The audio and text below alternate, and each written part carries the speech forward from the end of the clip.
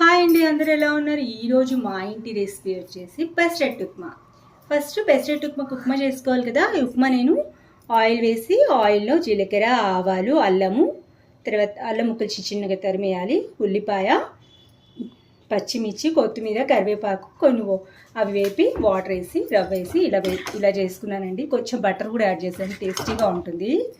ఇప్పుడు పెసరట్టు పిండి అండి ఇది నేను ఎలా చేసుకున్నానంటే, ఒక గ్లాసు పెసర్లు, పావు గ్లాసు బియ్యం వేసి నైట్ అంతా నానబెట్టాను. ఈ అల్లం పచ్చిమిర్చి వేసి ఉప్పు వేసి ఇలా రుబ్బు పెట్టుకున్నాను. ఇప్పుడు దీన్ని పెనం మీద అట్టులాగా వేసుకున్నాను. ఓకే అండి, ఇలా అట్టులాగా వేసుకొని కాస్త ఆయిల్ వేయాలి. తర్వాత ఇది బాగా ఎర్రగా వేపుకొని ఉప్మా స్టఫింగ్ చేసుకోవాలి. ఓకే అండి, ఉప్మా స్టఫింగ్ చేసాం.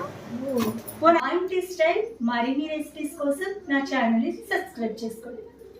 ఉంటాను.